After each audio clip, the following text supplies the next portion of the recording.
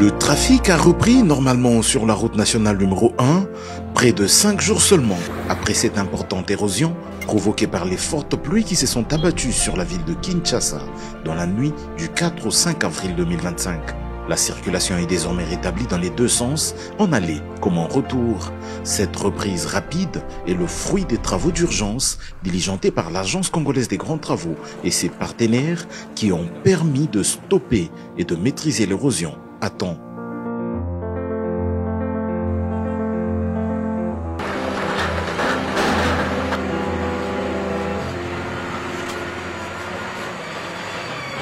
Jeudi 10 avril 2025, le constat sur le lieu démontre d'une amélioration significative des travaux. La route est hors danger, notamment grâce aux travaux de rechargement qui s'y font, afin d'agrandir et de stabiliser la zone qui a vécu la menace.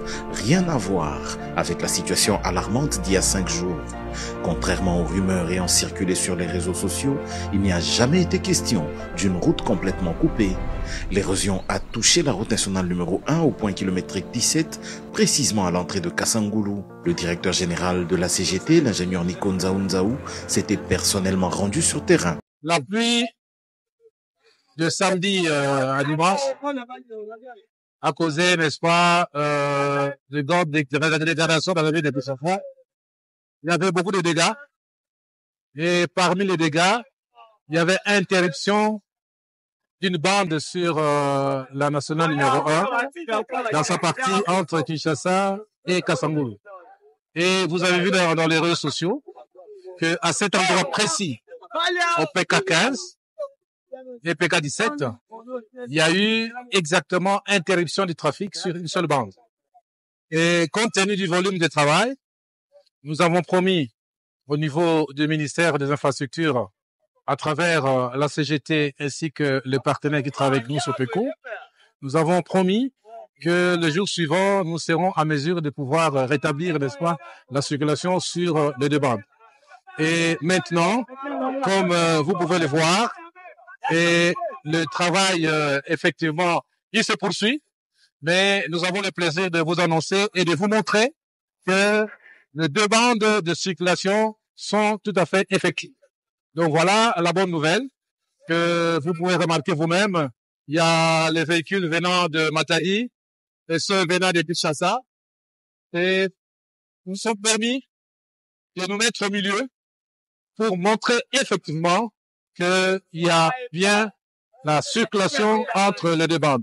Donc on vous a dit que la route serait coupée. Non, la route n'était pas coupée.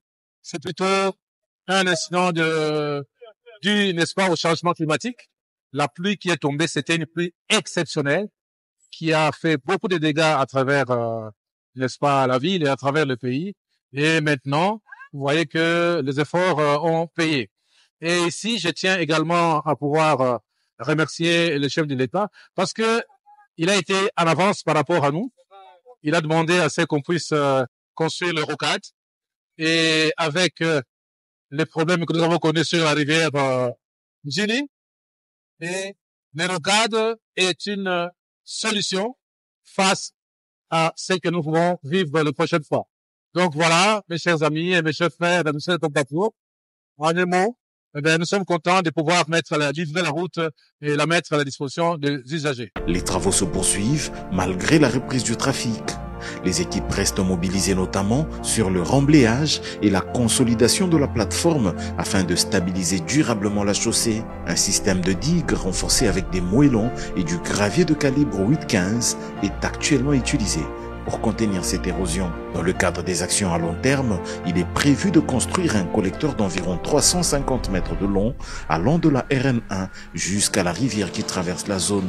La CGT veille à un suivi rigoureux des travaux avec un déploiement conséquent d'ingénieurs, même de nuit, pour garantir le respect des normes techniques. Selon les estimations, autour de 60 camions de matériaux, voire un peu plus, ont déjà été déversés sur le site pour freiner l'avancée de cette érosion. Cependant, la route nationale numéro 1 reste très fragile.